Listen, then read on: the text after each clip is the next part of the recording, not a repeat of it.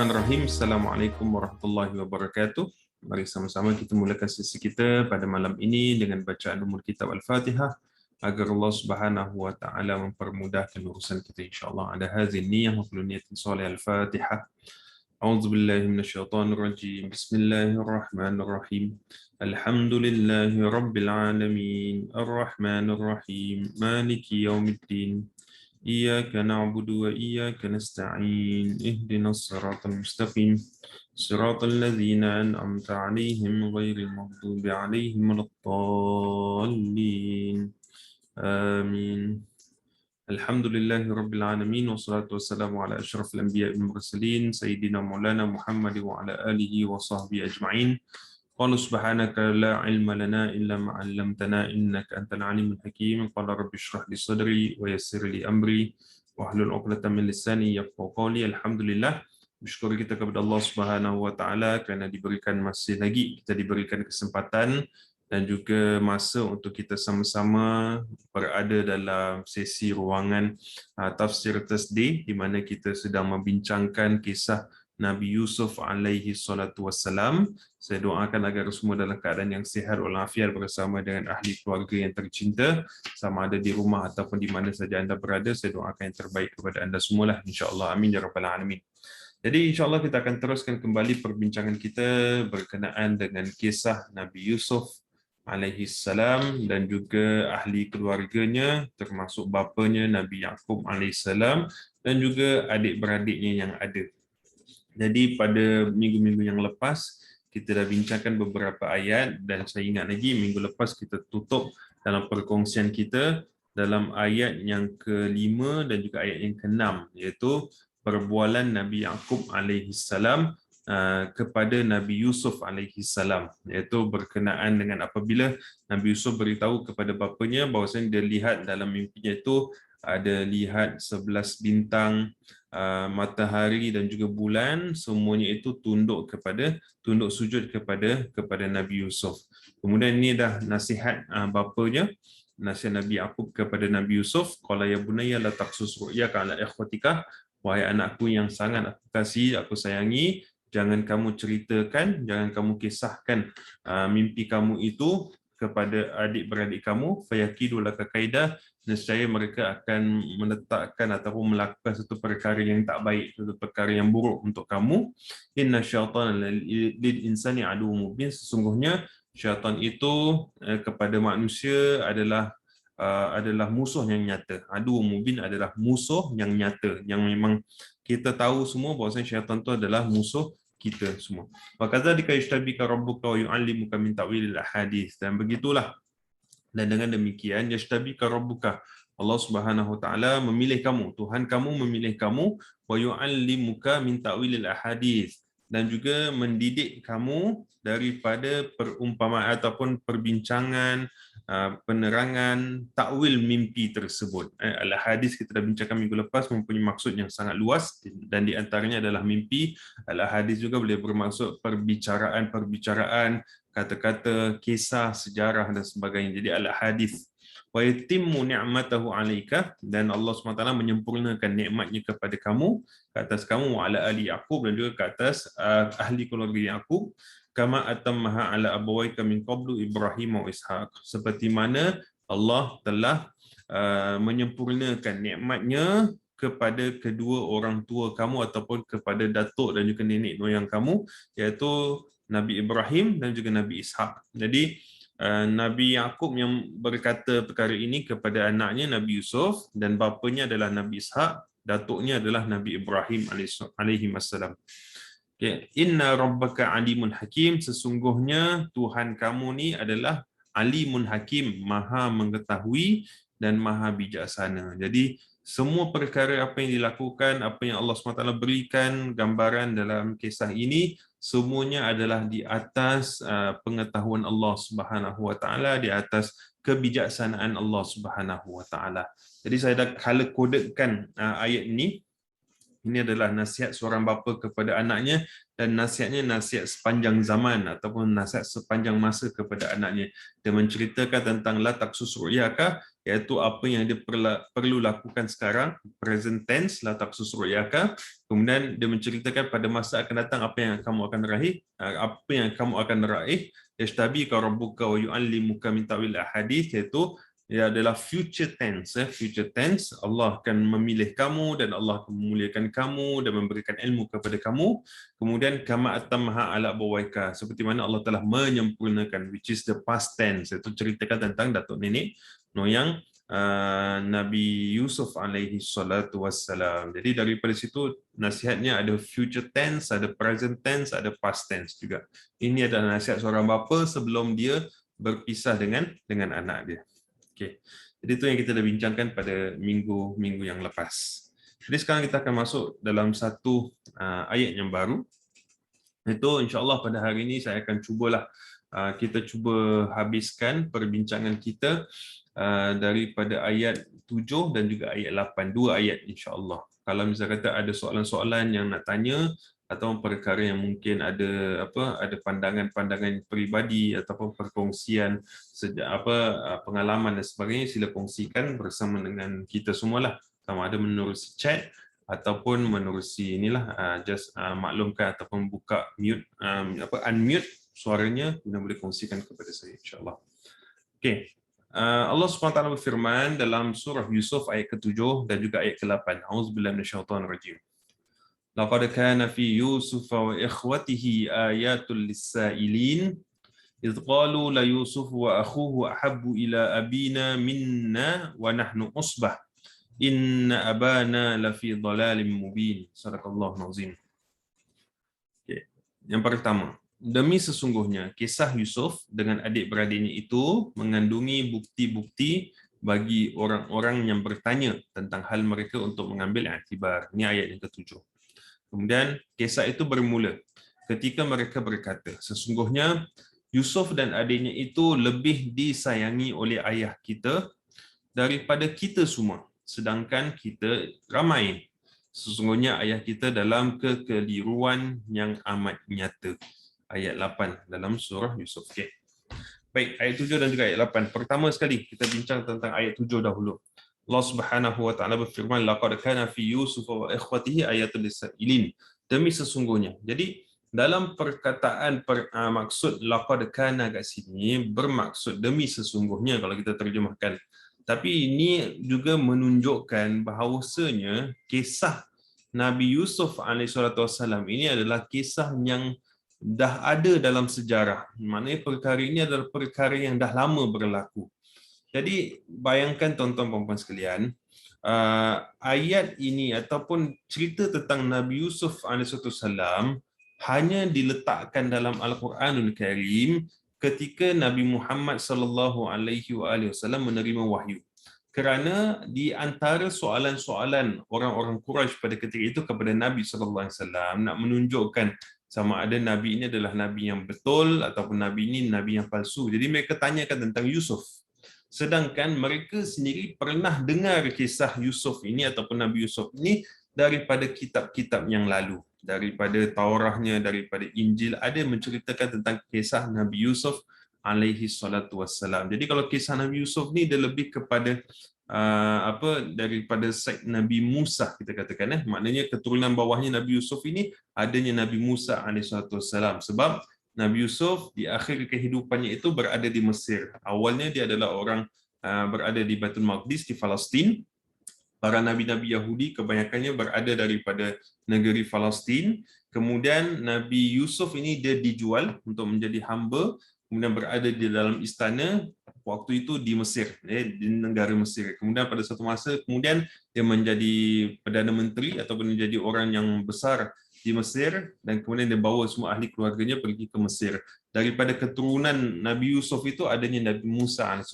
Jadi perkara ini pernah diceritakan dalam kitab Taurah ada, dalam kitab Injil ada. Jadi orang-orang Quraisy pada ketika itu yang berada di Mekah, apabila mereka bertanya kepada Nabi SAW tentang Yusuf, macam dia nak test lah istilahnya, macam kau tahu tak cerita tentang Yusuf? Kau tahu tak cerita tentang Ashabul Kahfi? Kau tahu tak cerita tentang ni? Sebab cerita-cerita ini semua memang dah ada dalam kisah-kisah dalam kitab-kitab mereka yang terdahulu. Jadi apabila diberitakan ataupun disampaikan kepada Nabi SAW, bila mereka tanya Nabi, kemudian Nabi dapat jawab, itu menunjukkan keagungan Rasul SAW itu sendiri. Sebab kerana Nabi ini adalah orang yang tidak tahu membaca dan juga tidak tahu menulis. Sedangkan kisah Nabi Yusuf, dia berada dalam kitab orang-orang Bani Israel pada ketika itu. Dia macam mana Nabi boleh baca dan Nabi boleh tahu?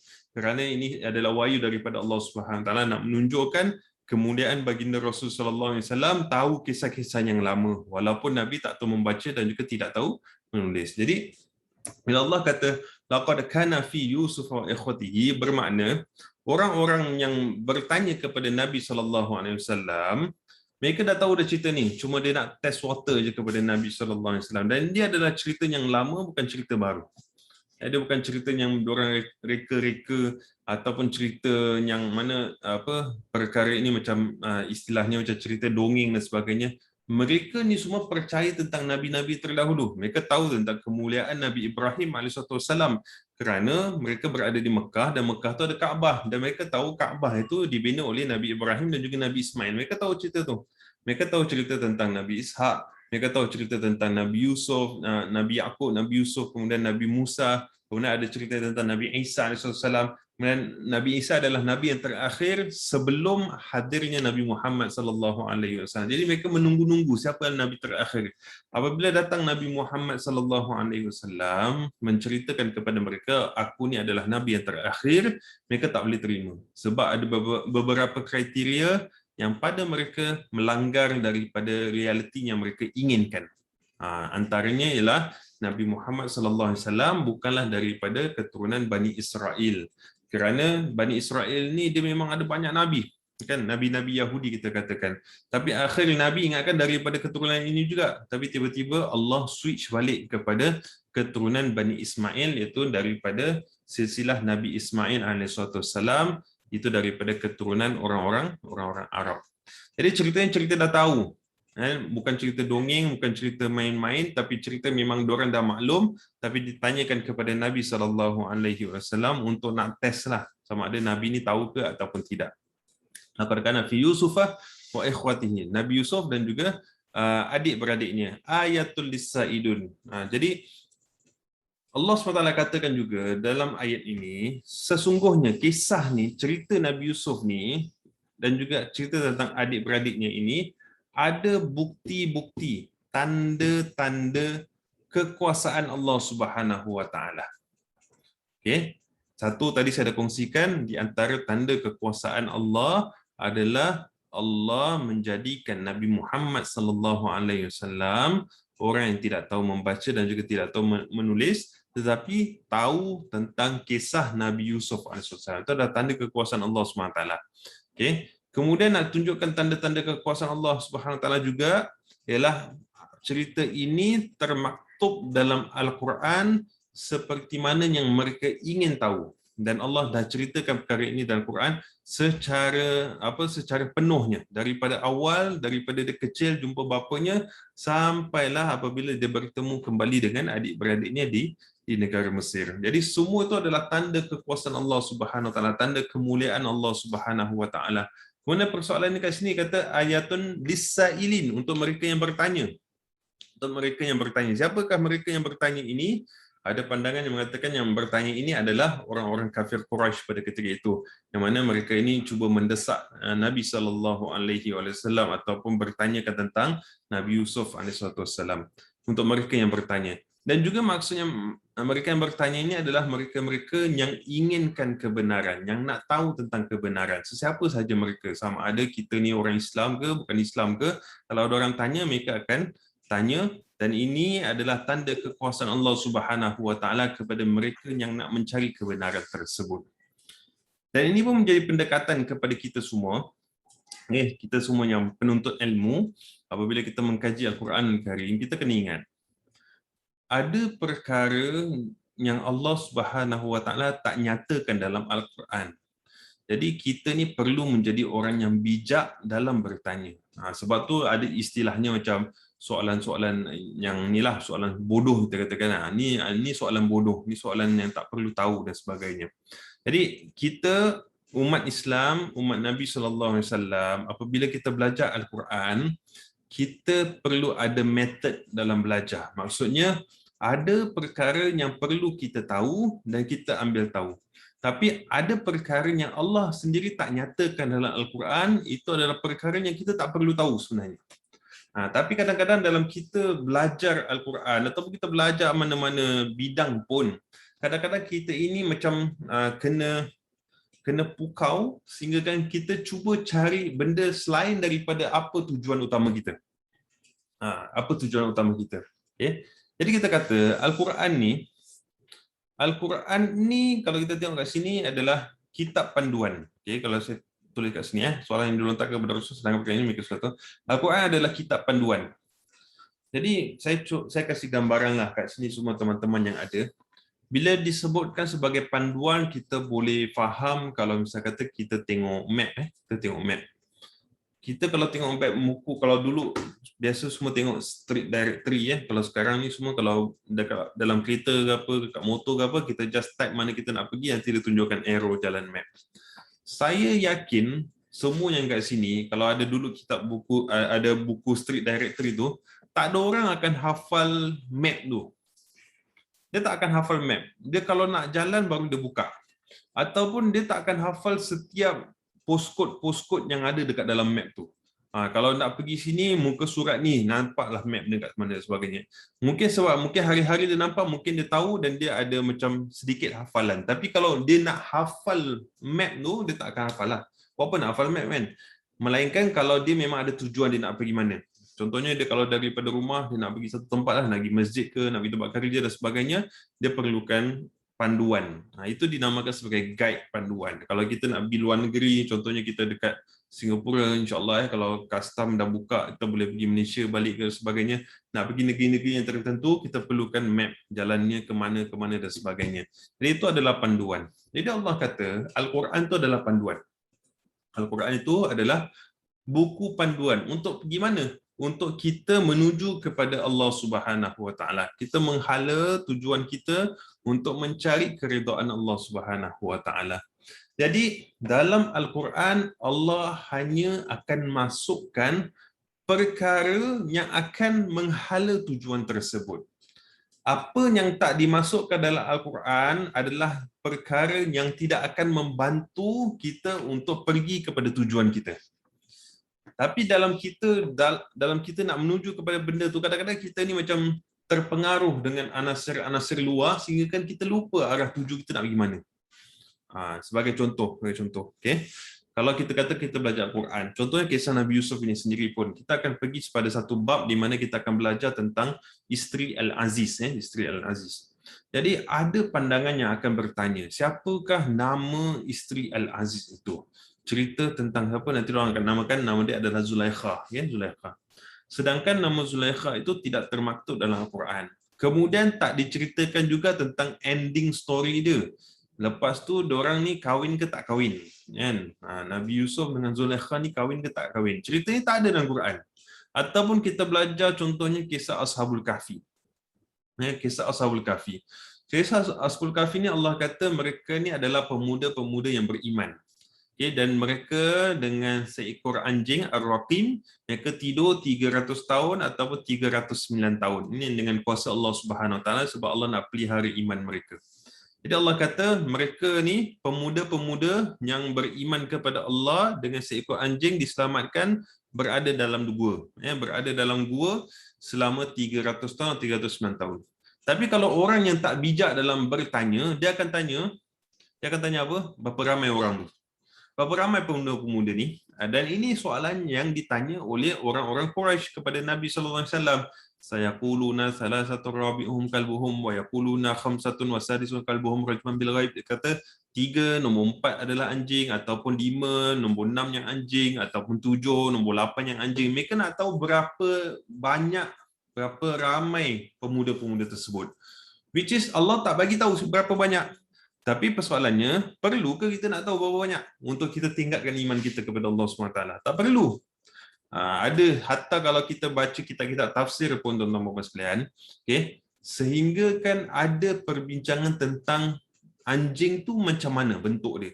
Dia which type of anjing lah kan. Dia shepherd ke, dia puppy ke, dia bulldog ke, dia apa dan sebagainya, dia warna hitam ke, dia warna putih ke, dia warna kelabu dan sebagainya. Ada perbincangannya itu dalam kitab-kitab tafsir hatta kan. Persoalannya kalau kita tahu anjing tu anjing color apa? Color hitam ke, color dia bulldog ke, dia shepherd ke, dia apa manfaat untuk kita? Tak ada manfaat apa-apa. Betul tak? Sebab Allah tak cerita itu dalam Quran. Allah boleh saja bagi tahu orang tu ada berapa ramai orang. Okey, anjing ni ada bentuk ni, tapi Allah tak ceritakan sebab itu tak membantu dalam hala tuju kita menuju pada Allah Subhanahu Wa Taala. Jadi ada kisah-kisah dalam Al-Quran yang memang ceritanya rasa macam tak habis. Macam tak habis sebab perkara itu tak diperlukan. Jadi untuk kita orang yang menuntut ilmu, especially orang yang menuntut ilmu Allah Subhanahu Wa Taala, baca Al-Quran, baca hadis Nabi sallallahu alaihi wasallam, okey, apa perkara yang dikongsikan dalam Quran kita ambil perhatian. Tapi apa yang tak dikongsikan itu bukan dalam kebijaksanaan kita untuk mengkaji dan mencari, dan juga orang kata tu sehingga kan menghabiskan masa kita untuk fokuskan kepada itu. Jadi nanti tak adalah orang kata tu istilahnya soalan-soalan yang tak mendatangkan manfaat. Okay? Macam kita jalan map lah.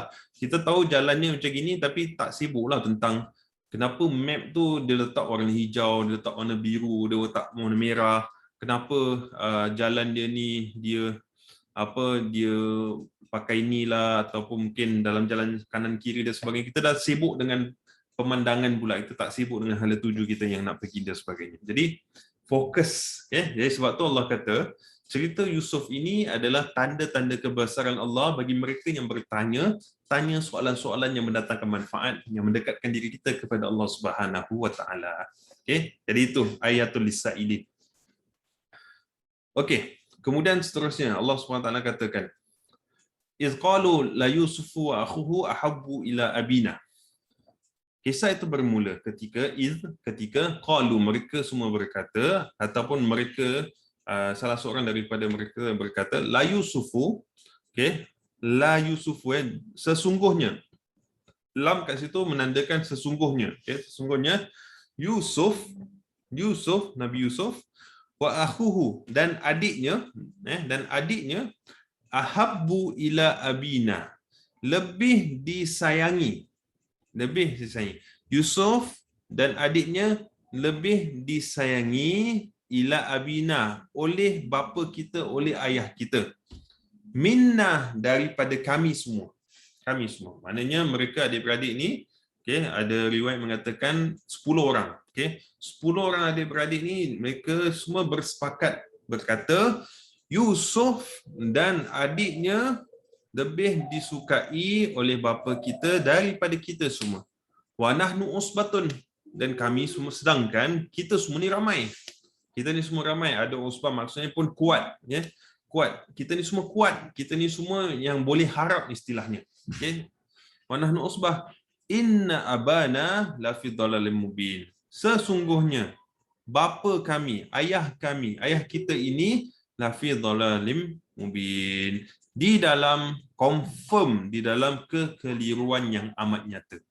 Confirm dalam kekeliruan yang amat nyata. Okey. Jadi kita cuba pergi satu persatu dalam ayat ini. Pertama sekali Allah kata qalu. Okey, persoalannya bila kita sebut qalu, mereka semua berkata. Bila dalam satu dialog ataupun dalam satu perbincangan, dia biasanya perlu ada satu orang yang berbicara, satu orang yang cakap, kemudian yang lain dengar. Kalau misalnya kata apa yang dikatakan tu mereka setuju, baru mereka kata yes, mereka setuju, mereka sokong. Sebab mustahil kalau kata ada 10 orang tu 10 orang cakap benda yang sama. Contohnya macam jadi harmonize kan, yang kata Yusuf dan dengan adiknya lebih dicintai oleh bapa kita. Tak ada. Satu orang cakap, Yusuf dengan bapanya, Yusuf dengan adiknya lebih dicintai. Bapa kita lebih suka dia daripada kita semua. Kemudian yang lain cakap, betul, setuju, sokong dan sebagainya. Jadi 10 orang ada dalam in agreement. Tapi kalau kita lihat dalam perbincangan tersebut, biasanya susah untuk 10 orang memiliki pandangan yang sama. Susah dalam apa-apa pun lah, dalam meeting dan sebagainya. Mesti mereka akan suarakan perkara yang mungkin diorang tak berapa nak setuju, ataupun mungkin mereka akan bertanya lebih lanjut. Contohnya kalau satu orang tanya, kata Yusuf dengan adiknya ni bapak kita lagi suka mereka. Mungkin salah seorang, at least kalau 10 orang tu, at least satu orang akan tanya, kenapa? Apa bukti dia?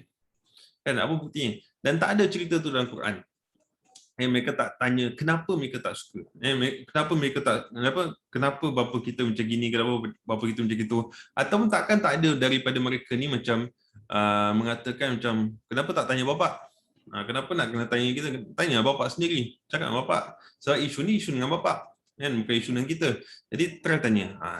Jadi ia membawa pendekatan bahawasanya salah seorang daripada mereka dah penuh dengan sepenuh hatinya sudah ada sifat hasad dan dengki kepada Nabi Yusuf dan juga adiknya, sehingga kan bila dia suarakan perkara ini, dia menyuarakan dengan nada yang sangat marah dan sangat geram.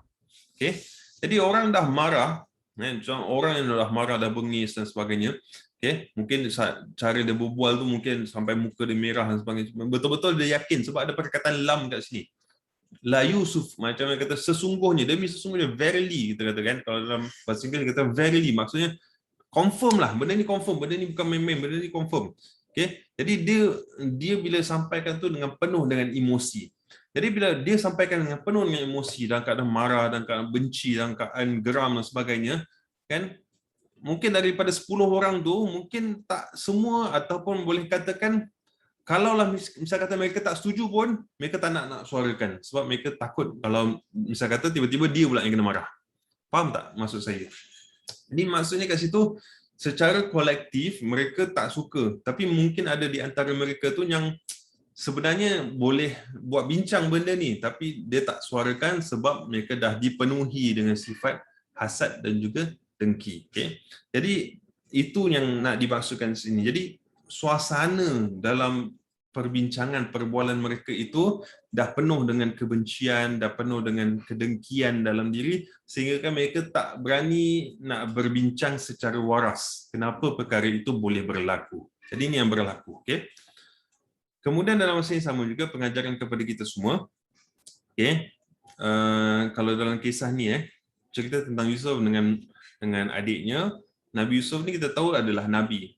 Bapanya pun adalah Nabi Yaqub AS. Jadi adik-beradiknya ni, yang 10 orang ni kita kata, yang menceritakan tentang bapanya, mereka bukan tak tahu bapanya tu Nabi kan? Mereka tahu bapanya Nabi, tapi mereka semua sampai berani mengatakan bapa ni adalah orang yang sesat. Bermakna level benci dah terlalu tinggi, sehingga kan mereka boleh nak mengatakan Nabi Yaqub ni, bapa mereka ni sesat. Bapa mereka ini macam dah hilang arah tujuan. Dah hilang arah tujuan. Nak tunjukkan level kebencian mereka kepada Nabi Yusuf AS dan juga adiknya. Jadi itu menjadi pengajaran kepada kita semua, tuan-tuan dan puan sekalian. Walaupun kita ini berada dekat dalam suasana keluarga yang baik, ia tidak menjamin perkara yang tak baik, perkara yang buruk, perkara yang salah boleh berlaku dekat dalam keluarga tersebut. Jadi dia tak semestinya, kalau contoh kita ni berada dalam masjid, insya-Allah lah kita akan terhindar dalam segala perkara yang buruk. Fitnah-fitnah semua tak ada. Tak. Lagi baiklah tempat tu, lagi baiklah suasana tu, lagi teruk akan diuji oleh Allah Subhanahu Taala, lagi teruk syaitan nak cuba menggoda kita. Dan itu adalah kenyataan. Okey. Jadi ada orang mungkin dia macam contoh mengatakan, kita kalau duduk Singapura ni kita tak boleh jadi Islam yang sejati. Kita nak jadi Islam sejati, kita kena duduk dekat negeri Islam. Persoalannya negeri Islam tu apa? Boleh definisikan saya tak dengan apakah itu negeri Islam? Adakah negeri Islam tu yang negeri di mana azan dia memang kuat laung kuat, ataupun pemimpin-pemimpin dia semua yang berjubah bersarban, itukah negara Islam yang kita nak, barulah kita boleh jadi orang Islam yang betul? Tak, ini keluarga Nabi tu. Perkara hasad dengki ini berlaku dalam keluarga Nabi. Jadi ada juga orang kata, oh kalau nak jadi baik kahwinlah dengan orang-orang yang soleh, orang solehah dan sebagainya kan. Kahwin dengan ustaz lah, kahwin dengan ustazah, insya-Allah baiklah. Walaupun bapanya ustaz ke, ustazah ke, alim ulama ke, kalau mereka diuji, kalau syaitan uji mereka dan syaitan tu successful, boleh berlaku. Boleh berlaku. Kerana suasana yang baik itu tidak menjamin seseorang itu akan beriman kepada Allah Subhanahu Wa Taala. Okay. Nabi Yusuf AS berada dalam suasana yang baiklah, keluarga Nabi kan, tapi dipenuhi dengan banyak fitnah. Kemudian sehingga kan dia berada dalam satu suasana yang sangat teruk, sehingga kan dalam penjara. Tapi dia ada iman kepada Allah Subhanahu Wa Taala, dia dimuliakan oleh Allah Subhanahu Wa Taala. Jadi suasana tidak menjamin apa-apa, tuan-tuan. Alhamdulillah kalau rezeki kita baik, kita dapat keluarga yang baik, ahli keluarga baik, menantu baik, mertua baik, anak-anak kita semua dibesarkan baik, alhamdulillah. Walaupun suasana kita rasakan macam, oh ni tak Islam lah, apa dan sebagainya, tapi alhamdulillah kita dapat tunaikan agama kita dengan sempurna, insya-Allah. Jadi itu nak tekankan kat sini juga. Okey, bahawasanya suasana tidak memainkan peranan secara menyeluruh. Dan ini berlaku dalam keluarga Anbiya, keluarga Anbiya. Bukan saja bapa mereka Nabi, tapi datuk mereka Nabi, noyang mereka pun Nabi. Adiknya sendiri adalah seorang Nabi, tapi mereka masih lagi kalah dengan musuh yang nyata iaitu syaitan. Idh qalu la Yusuf wa akhuhu ahabbu ila abina.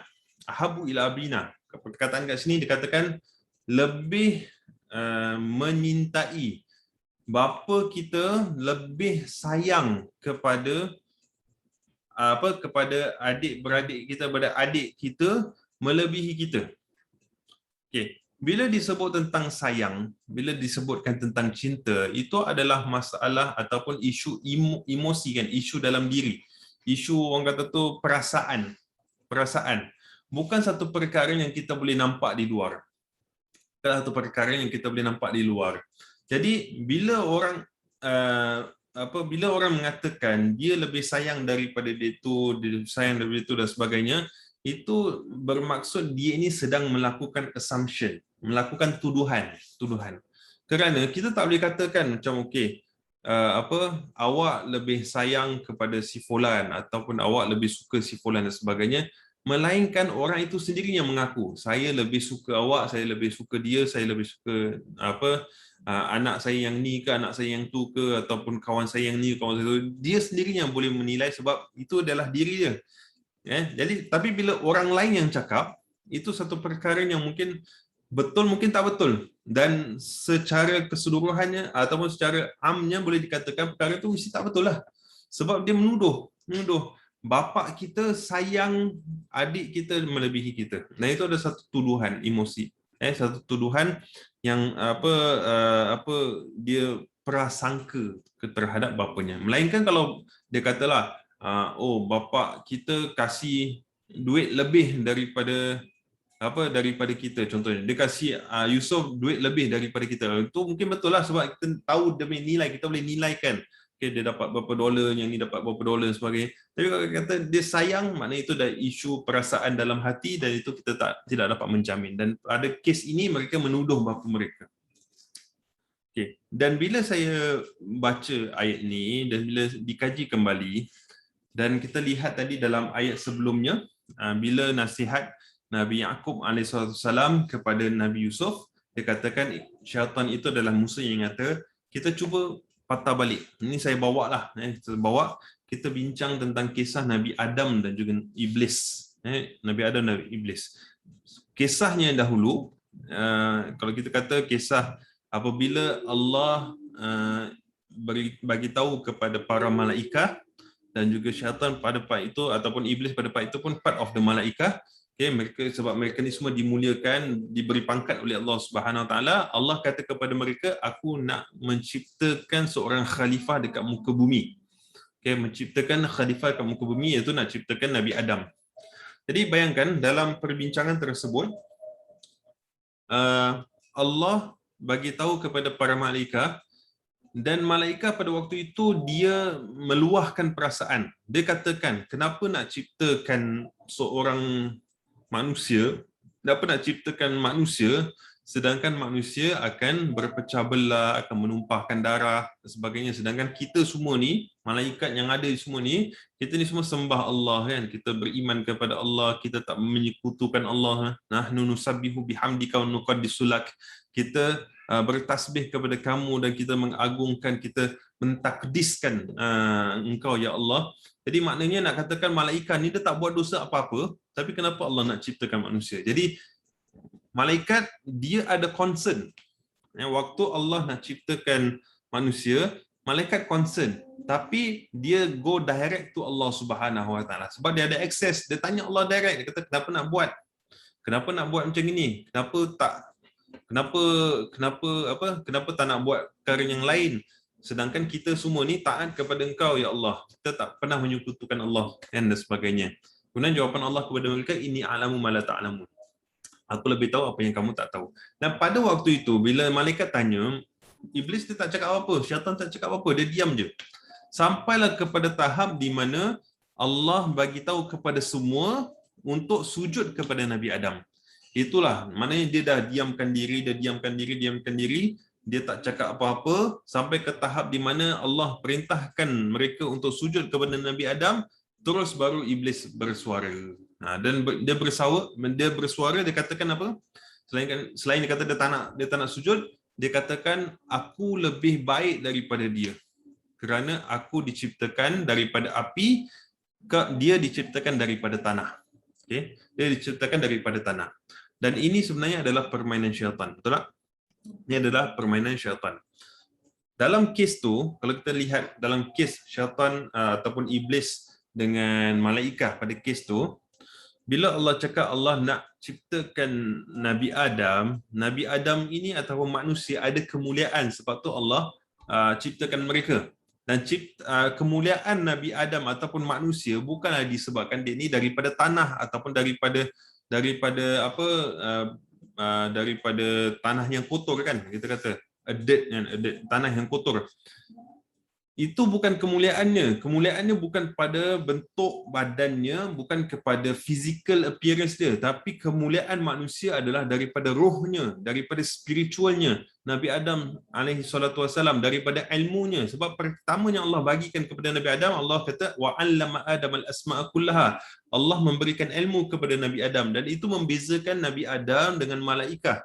Sebab tu bila dia dah diberikan ilmu, Allah kata kepada malaikat, kamu bagi tahu semua benda-benda ni semua. Okey? Summa wa 'allama Adam al-asma'a kullaha summa 'aradahum 'alal malaikati faqala anbi'uni bi asma'i haula. Sekarang ni kamu semua malaikat bagi tahu aku apa semua benda-benda ni semua. Yang mana Allah dah didik Nabi Adam AS. Allah kata sekarang malaikat semua kau bagi tahu ni semua apa benda ni.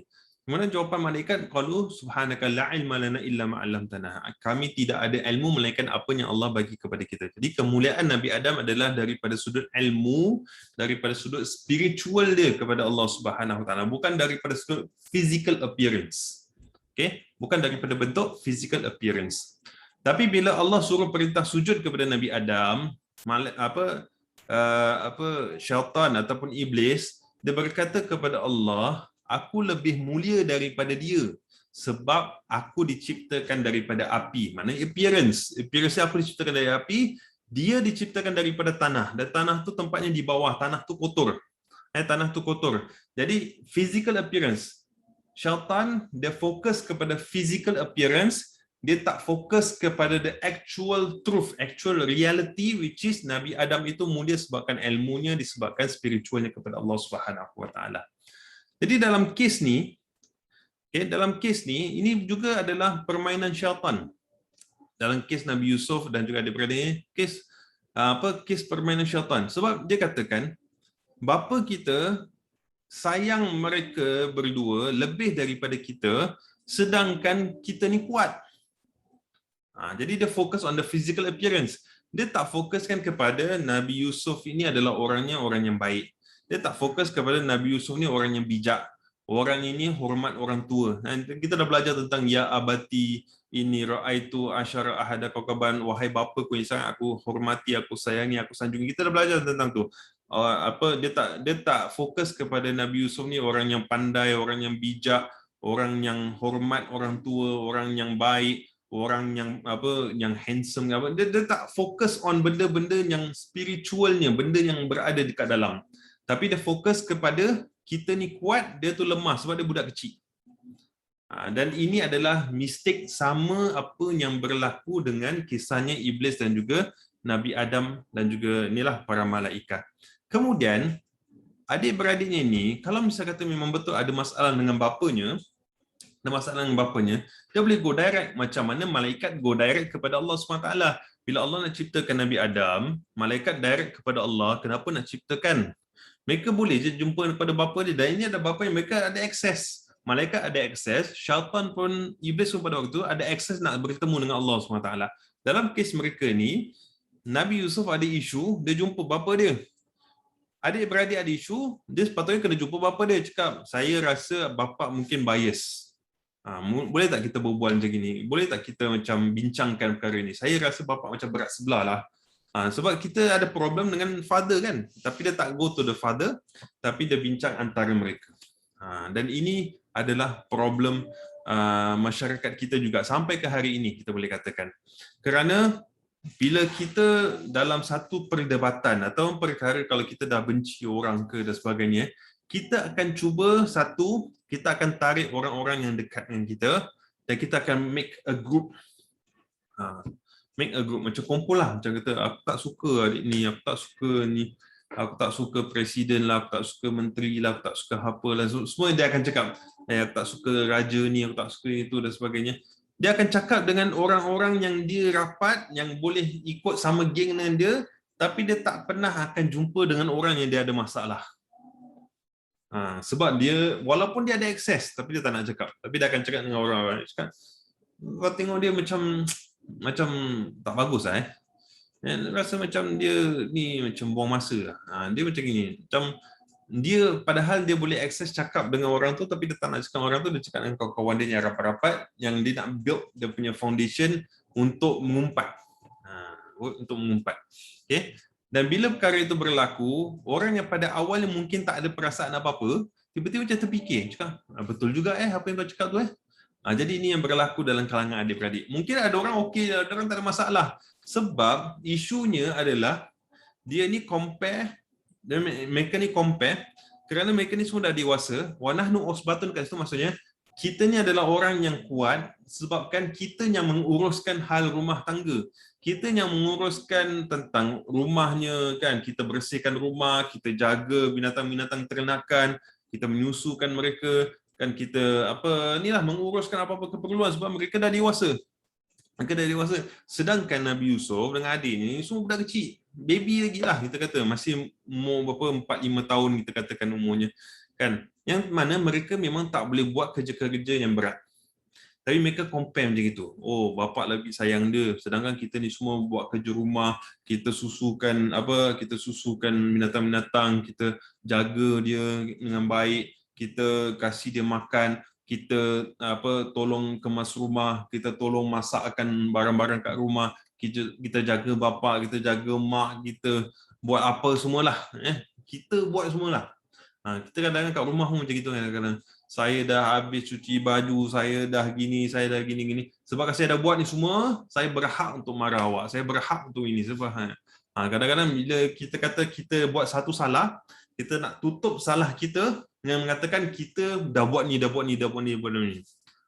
perkara itu sebenarnya perkara yang tak betul lah. Contohnya suami cakap dengan isteri, aku dah penat kerja satu hari, aku dah sibuk cari nafkah untuk keluarga, aku belikan barang-barang pasar, barang-barang dapur, sekarang ni aku layak untuk nak cakap kasar dengan kamu.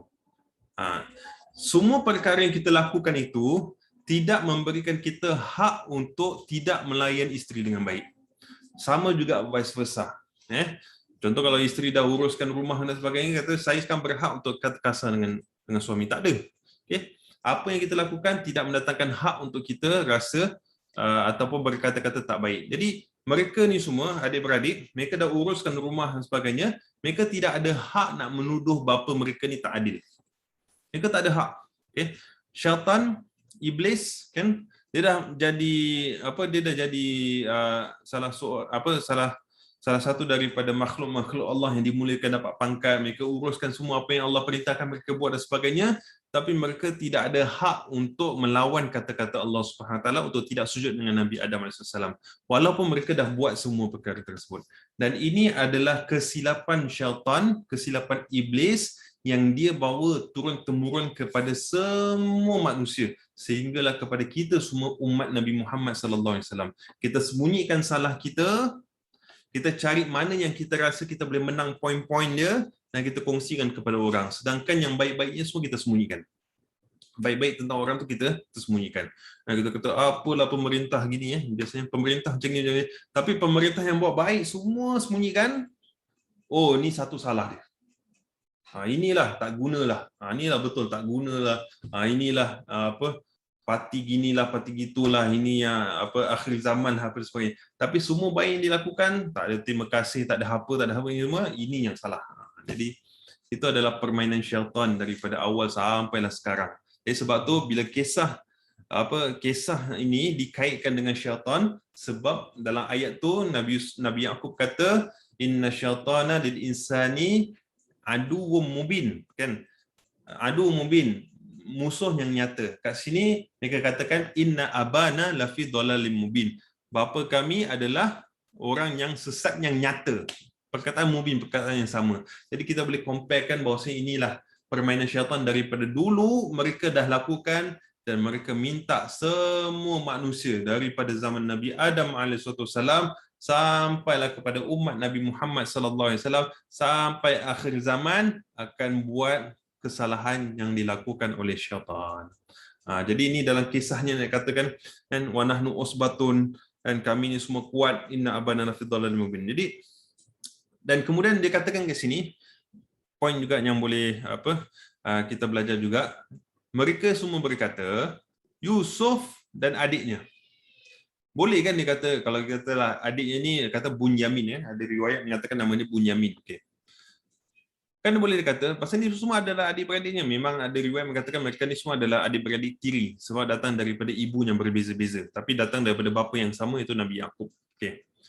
Kenapa dia tak cakap sesungguhnya Yusuf dan Bunyamin lebih disukai oleh bapa kita? Tapi dia kata Yusuf dengan adiknya, ibaratnya macam dia pinggirkan adik dia. Macam dia tak boleh accept bahawasanya Bunyamin ini adalah part of ahli keluarga mereka.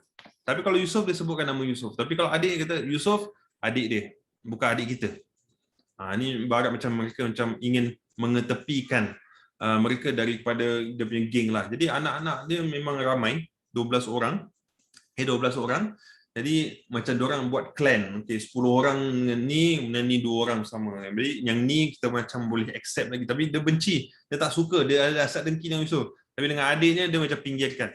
He is not part of us. Dan ini berlaku dalam keluarga Anbiya, dalam keluarga Nabi. Kalau perkara ini boleh berlaku dalam keluarga Anbiya, dia bukanlah satu perkara yang mustahil kalau berlaku dalam kalangan keluarga kita sendiri. Walaupun ahli keluarga kita ni orang yang baik-baik, orang yang dekat dengan Allah, orang yang soleh dan sebagainya. Orang yang soleh itulah yang lebih disukai oleh syaitan untuk mereka goda. Tapi kalau orang yang dah tak saleh tu, dah tak soleh tu, memang mungkin dia dah ada ambassador sendiri, kata tak apalah, kau settlekan lah, aku tahu apa nak buat. Kau tahulah apa nak buat. Tapi yang kepada mereka lah yang rapat dengan Allah, yang dekat dengan Allah, orang masjid ke, orang-orang ahli sunnah wal jamaah ke, orang-orang yang baca Al-Quran selalu, orang yang banyak dirikan solat malam, orang yang taat kepada ibu bapa, inilah orang-orang yang mana syaitan akan cuba goda dan buat perkara yang sama. Dan syaitan dia akan goda ikut kepada keadaan yang berbeza-beza juga.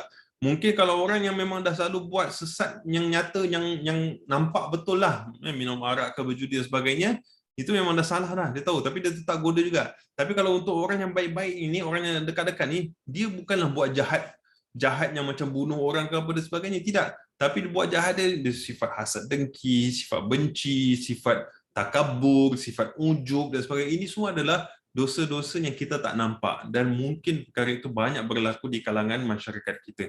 Kan? Tak adalah kita nampak Pak Haji pakai songkok, minum arak, kedai kopi, tak. Tapi mungkin ada sifat mengumpatnya, mungkin ada sifat dia dengki kepada orang, mungkin ada sifat dia ni kata buruk terhadap orang, dia rasa dirinya lebih bagus, aku ni pakai songkok, alhamdulillah, aku ni dipuji orang sebagainya, aku ni haji lah, title haji sebagainya. Ini semua adalah permainan syaitan. Kena ingat, ini semua adalah permainan syaitan dan ini berlaku dalam kalangan ahli keluarga Anbiya. Jadi tak mustahil perkara itu berlaku kepada ahli keluarga kita. Dan mereka merasakan ayah mereka ini tidak adil, sedangkan mereka ramai bersatu. Okey. Bila kita sebut tentang adil, saya tak pasti kalau saya kongsikan ke dalam sesi ini ataupun pada sesi yang lain lah.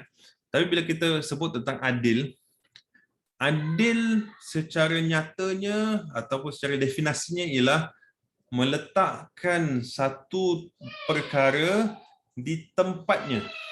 Meletakkan satu perkara di tempat yang berhak kepadanya. Bukanlah adil itu adalah sama rata. Adil bukan bermaksud sama rata, equal yang kata equality. Adil bukan equality. Okay? Adil adalah satu perkara yang kita letak di tempat yang sesuai. Okay. Sebagai contoh, saya kasih contoh. Kalau dalam kes mungkin kita ada anak-anaknya ramai, ada kawan-kawan kat sini mungkin ada 3-4 orang anak. Ada kawan saya, alhamdulillah ada rezeki, ada 4 orang anak kalau tak salah saya. Okay.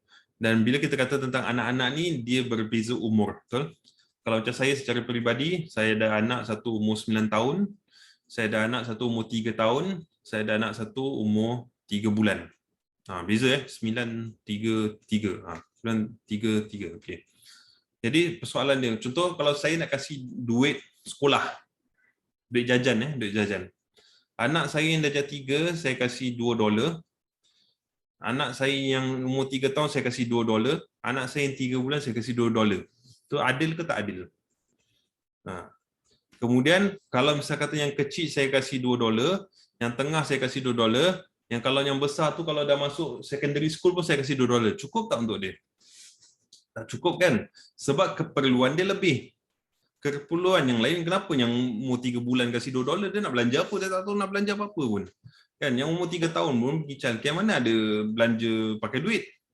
Tapi kalau yang dah primary school, dia perlukan ni lah, pergi kantin, nak makan, nak apa dan sebagainya. Jadi ada keperluan saya kasih dia duit secara cash. Cara layanan pun mesti berbeza sebab satu yang dah besar, dah tahu mandi sendiri, dah tahu tidur sendiri, kan, dah tahu pergi sekolah sendiri. Berbeza dengan yang satu ni baru nak merangkak-rangkak nak belajar jalan. Ataupun bila jalan tu perlu dipimpin kerana dia tak tahu bahaya jalan road ke apa dan sebagainya. Jadi berbeza dia punya perhatian.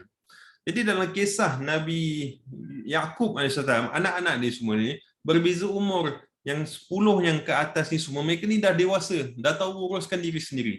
Jadi ada cara yang berbeza dalam mendidik dan juga melayan anak-anak. Dan itu adalah ikut kepada keadilan masing-masing. Kalau misal kata budak umur 2-3 tahun, cara layannya mestilah manja, peluk, cium ke, kan, senyum-senyum, ketawa-ketawa dan sebagainya, kan. Tapi takkanlah umur 20 tahun nak peluk, cium, kan, alah ni sayanglah, dukung-dukung dan sebagainya. Takkan, berbeza sebab dia dah 20 tahun, dia perlukan kita layan dia secara orang dewasa.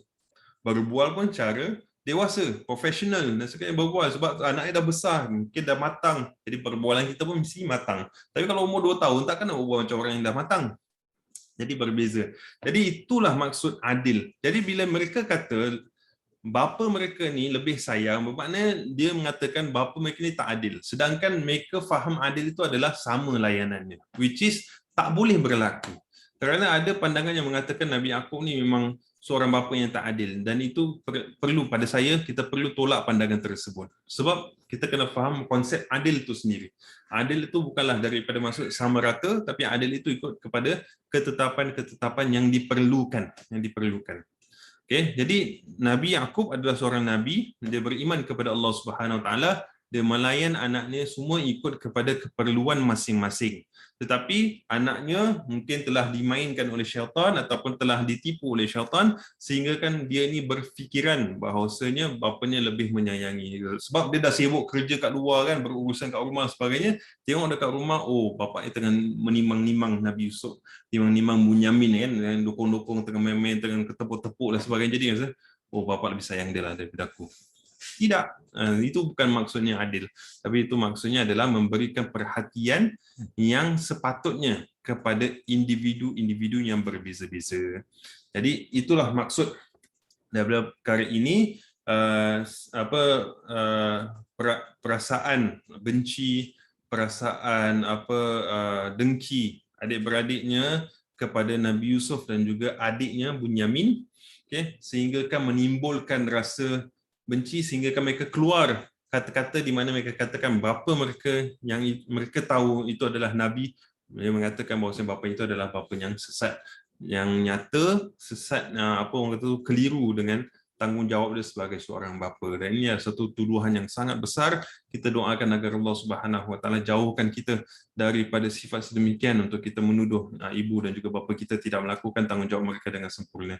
Dan kita doakan juga agar Allah Subhanahu Wa Taala memberikan kita kekuatan dan juga keupayaan untuk menjadi seorang anak yang soleh dan soleha, anak yang taat kepada Allah dan Rasulnya, anak yang taat kepada kedua ibu bapa, dan semoga kita menjadi seorang ibu ataupun seorang ayah yang taat kepada Allah dan juga Rasulnya, dan juga bertanggungjawab terhadap tanggungan kita yang berada di bawah kita, insya-Allah. Amin ya rabbal alamin. Wallahu taala alam bisawab. Saya rasa kita berhenti di sini dahulu, dan ini adalah penutup dari perbincangan kita bagi empat ayat yang pertama daripada surah Yusuf, daripada ayat 5 sampai dekat ayat 8. Jadi insya-Allah pada sesi seterusnya saya akan sambung kembali pada tanggal 11 hari bulan November, dan kita akan sambung perbincangan daripada ayat yang seterusnya, insya-Allah. Sebelum kita tutup majlis ini, majlis kita pada malam ini, saya minta kalau misalnya kata boleh teman-teman boleh tulis dekat dalam chat apa-apa pandangan-pandangan dan juga mungkin pengajaran yang kita dapat raih daripada dua ayat yang kita bincangkan pada malam ini, dipersilakan. Boleh semua teman-teman yang ada, ataupun mungkin ada soalan-soalan yang nak diutarakan, boleh sahaja tuliskan dekat dalam chat. Kita akan kongsikan secara bersama.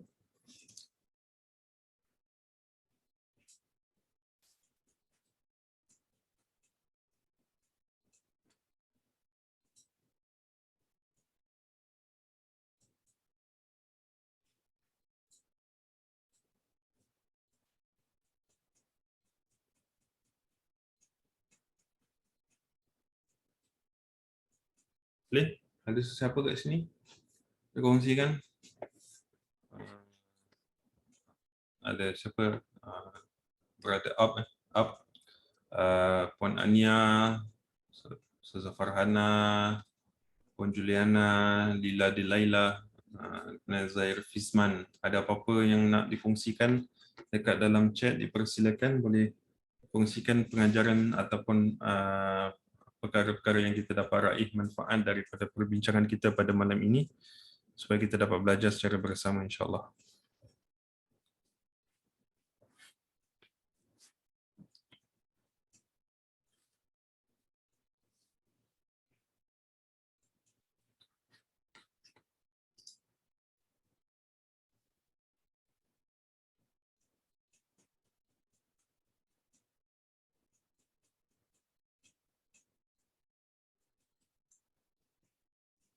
Ada? Tak ada? Okey. Kalau tak ada, tak apa. Alhamdulillah, kita sudah berada di penghujung majlis ini. Saya ucapkan ribuan terima kasih kepada semua teman-teman yang menyokong dan juga bersama dengan saya daripada awal kelas hinggalah kepada hari ini. Saya mendoakan agar ada manfaat dalam perkongsian saya selama 4 minggu, dan saya doakan agar kita dapat bertemu lagi pada masa akan datang di lain ruangan, insya-Allah. Saya mendoakan anda semua dalam keadaan yang sihat walafiat, dan doakan saya juga agar saya dapat teruskan pengajian surah Yusuf ni sehingga khatamlah, insya-Allah. Saya doakan yang terbaik kepada semua. Terima kasih. Diucapkan, kita tutup dengan tasbih kafarah dan juga suratul Asr. Subhanakallahumma wa bihamdika asyhadu an la ilaha illa anta astaghfiruka wa atubu ilaik. Bismillahirrahmanirrahim. Wal 'asri innal insana lafi khusr illa allazina amanu wa 'amilus solihati wa tawassaw bil haqqi wa tawassaw bis sabr. Sallallahu ala sayyidina maulana Muhammad wa ala alihi wa sahbihi wasallam. Alhamdulillahi rabbil alamin. Syukran kepada semua. Assalamualaikum warahmatullahi wabarakatuh.